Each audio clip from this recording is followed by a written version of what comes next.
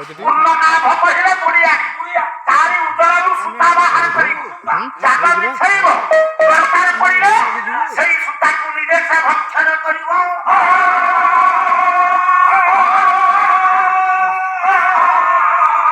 ଆଉ ଆଖୁ ଗଛରେ ରଖିଲ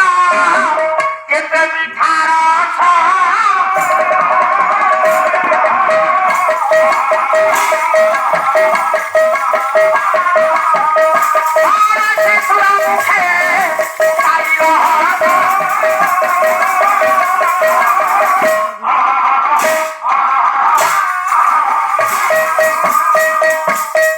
ମାତୃଗର୍ଭରୁ ସନ୍ତାନଟିଏ ଜନ୍ମ ନେଉଛି 4 ମାସ ଯିବ 6 ମାସ ଦେଖିଲେ ତ ହବ ମୁରୁକି ମୁରୁକି ହସ ହସ ନିର୍ବିଚାର ହସରେ ୟାକୁ ଶିଖେଇଛି କିଏ ସେଇ ପରମ ପୁରୁଷ ନାଇଁ ଆଜ୍ଞା ତାକୁ ଛାଡ଼ିଦେବା ଜଗତରେ କିଏ ଅଛି ତୁମେ ଗଣିଛ ଟିକି ପରେ ହେଇଛି ଟିକି ଗଛ ଡାଳେ ବସେ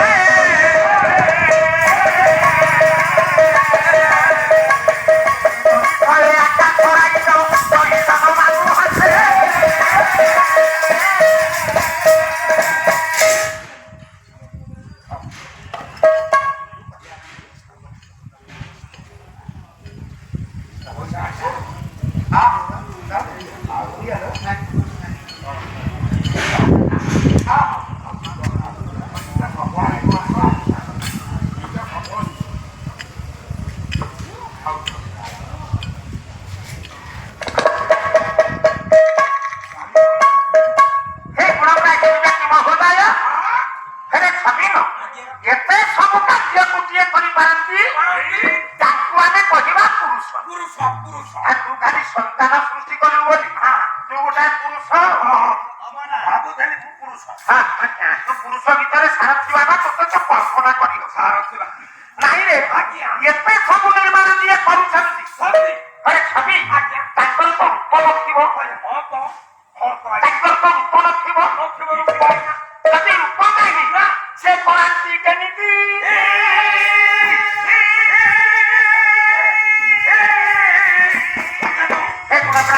ମହୋଦୟ ଆମ ଶାସ୍ତ୍ର କହିଲେ ତାଙ୍କର ରୂପ ନାହିଁ ସେ ପୁଣି ଅଭିମନ୍ୟୁ ସାମନ୍ତ ସିଂହାର ଗୌରୀୟ କବି ଗୋଟିଏ ପଦ 49 ଅକ୍ଷର ନିୟମର ଇ ପଦଟି କଣ କହିଲେ ଈଶ୍ୱର ସ୍ୱତନ୍ତ୍ର ସ୍ୱୟଂ ଭଗବାନ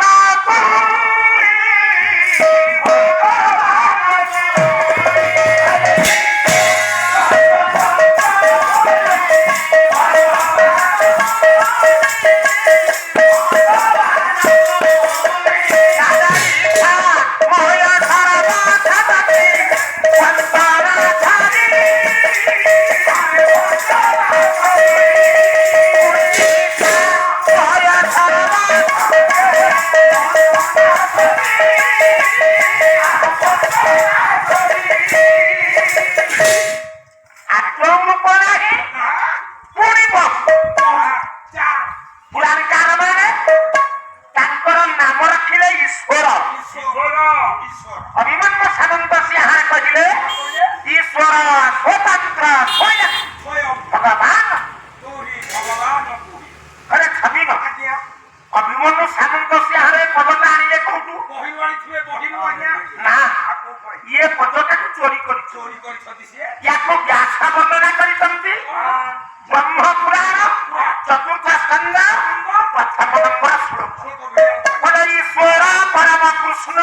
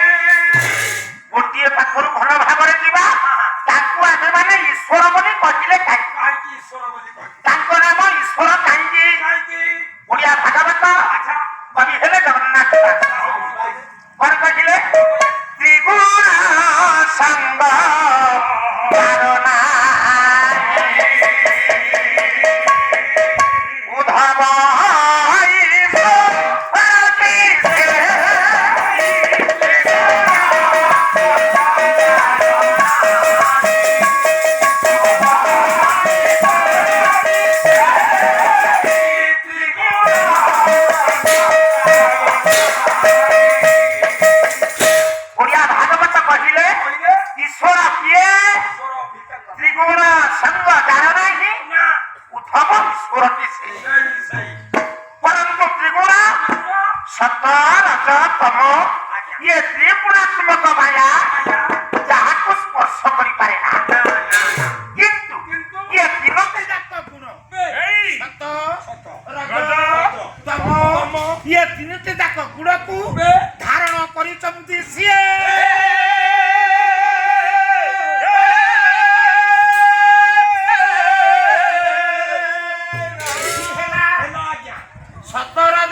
ତ୍ରିଗୁଣାତ୍ମକ ମାୟା ତାଙ୍କୁ ସ୍ପର୍ଶ କରିପାରେ ନା କିନ୍ତୁ ଏ ତିନୋଟି ଯାକ ଗୁଣକୁ ଧାରଣ କରିଛନ୍ତି ସେଇ ଗୁଣର ଯୁଗରେ ଧରି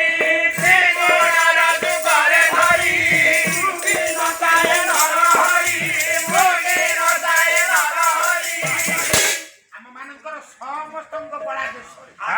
ତିନି ଗୁଣିଆର ଯୋଉ ସାହାଯ୍ୟ କଣ୍ଢେଇ ନଚେଇଲା ଭଳି ଆମ ମାନଙ୍କୁ ନଚଉଛନ୍ତି ଯିଏ ସେ ହେଉଛନ୍ତି ଈଶ୍ୱର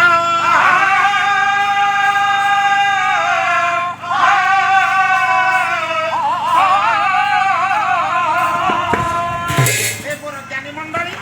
ଆଉ ଗୋଟେ ନ୍ୟାୟରେ ତାଙ୍କୁ କୁହାଯାଉଛି ପରମ ବ୍ୟାସ କହିଲେ ଈଶ୍ୱର ପରମ ପରମ ବୋଲି କୁହାଗଲା କାହିଁକି ଶଙ୍କର ଭାଷ୍ୟ କହିଲେ କହିଲେ ବ୍ରହ୍ମେତି ପରମାତ୍ମେତି ଭଗବାନେତି ରୁଚ୍ୟତେ ପରମ ପୁରୁଷ ଭଗବାନଙ୍କୁ ବ୍ରହ୍ମ ପରମ ଭଗବାନ ବୋଲି ସମ୍ବୋଧନ କରାଯାଏ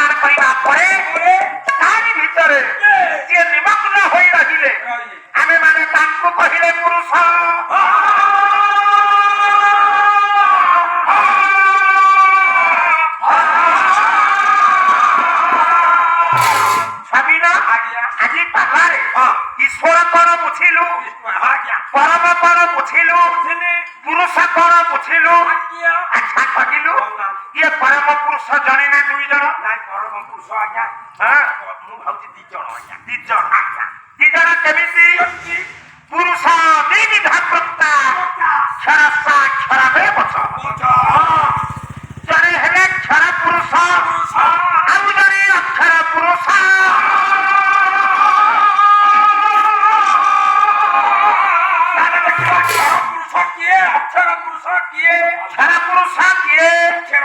ଅକ୍ଷର ପୁରୁଷ କିଏ? ଗୋଟେ ପଦ ଛାନ୍ଦ ଗାଇ କବି କବି ହେଲେ ଯଦୁମଣି, କିନ୍ତୁ ଏ ଛାନ୍ଦଟା ଚନ୍ଦନ ହଜୁରୀଙ୍କର ନାମରେ ଛାର ପୁରୁଷ କେମିତି ଜାଣିବା ଛାର ସର୍ବାଣୀ ସବୁ ଘଟରେ ଛାର ପୁରୁଷ ବିରାଜମାନ କରିଛି। ଯଦୁମଣି କଣ କହିଲେ? ବଟପୁଟ ବାସିଆର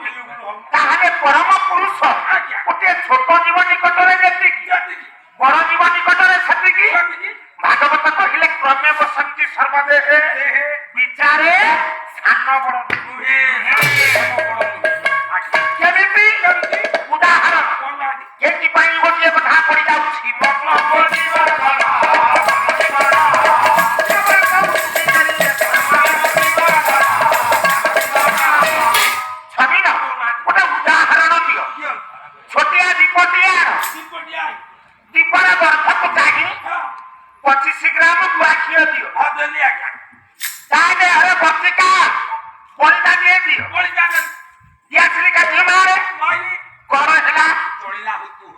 ଦୀପ ଜଳିଲା ସବିଲାରେ 4 କେଜି କପଡ଼ା ନେଇ ଗୋଟେ ମଶାଲ ତିଆରି କର ତିଆରି କଲୁ ତା ଦେହରେ 1 କେଜି ଜଡ଼ା ତେଲ ଢାଳିଲେ ଢାଳିଲୁ ମାରେ ବି ଆସିଲି ବଡ ହେଲା ଏପଟେ ଛୋଟ ଦୀପ ଟିଏ ଜଳିଲା ଏପଟେ ମଶାଲ ଟିଏ ଜଳିଲା ତତ୍ତ୍ୱ କଣ ବୁଝିଲୁ ତୁ କିଛି ବୁଝିପାରିବୁ ଇଏ ଦୀପ ବଳିତା ଗୁଆ ଘିଅ ଜଡ଼ା ତେଲ ମଶାଲ କପଡ଼ା ଏସବୁ ପ୍ରକୃତି ବଳି ଯାର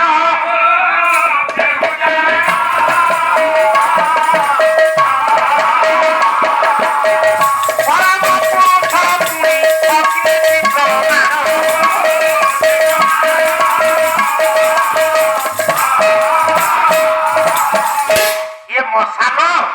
ବଳିତା ଗୁଆ ଘିଅ ଇଏ ସବୁ ହେଉଛି ପ୍ରକୃତି ସ୍ୱରୂପ ପରମ ପୁରୁଷ ଯିଏ ଜ୍ଞାନାଗ୍ନି ସର୍ବପ୍ରମାଣ ଅଗ୍ନି ସଦୃଶ ହେଉଛନ୍ତି ପରମ ପୁରୁଷ ଉଦାହରଣ ଛୋଟ ଦୀପରେ ହାତ ମାରିଲେ ହାତ ଫୋଟକା ବଡ ମଶାଳରେ ହାତ ମାରିଲେ ହାତଟା ଫୋଟକା ହେବ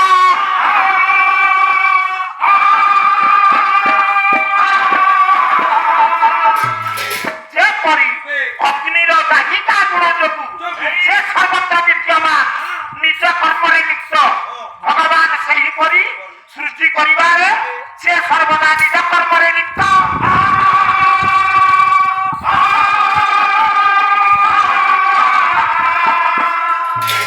ଇଏ ଗଲେ କ୍ଷର ପୁରୁଷ ଅକ୍ଷର ପୁରୁଷ ଯୋଉଠି ସେଇଠି ତାଙ୍କ ନିକଟକୁ କେହି ଯାଇପାରିବେ ନା କିଏ ଯଦି ଯାଏ ଜୀବାଣୁକୁ ଆଉ ଫେରି ପାରିବ ନା କରୁଣାଟା କଥାଟା ତମକୁ ଅଲଗା ଲାଗୁଛି ସେଠିକି କେହି ଯାଇପାରିବେ ନା ଯିଏ ଯିବ ଆଉ ଫେରି ପାରିବ ନା ଡାକ୍ତର ମନା କରିଛନ୍ତି ବରା ଖାଇବିନି ଆଉ ଯଦି ଖାଇବି 20ଟା ଦେ ଯାହାର କର୍ମ ଯାହା ୟା ଅର୍ଥ ହଉଛି ସେଇଆ ନିର୍ଯାସ ଦେଲେ ଓଡ଼ିଆ ଭାଗବତ କବି ଜଗନ୍ନାଥ ଦାସ କଣ କହିଲେ କାଇଁ ଭଗବତ ଗୀତା ଦିଅ ଭଗବତ ଗୀତା କହିଲେ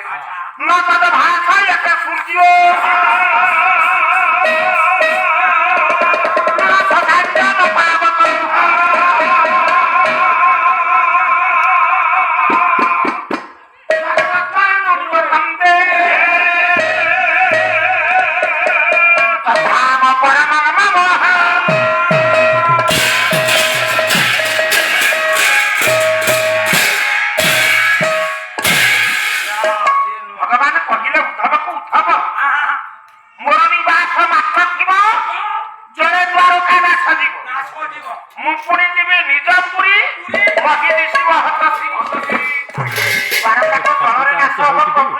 अरे ये एका थेरे कोन एते ना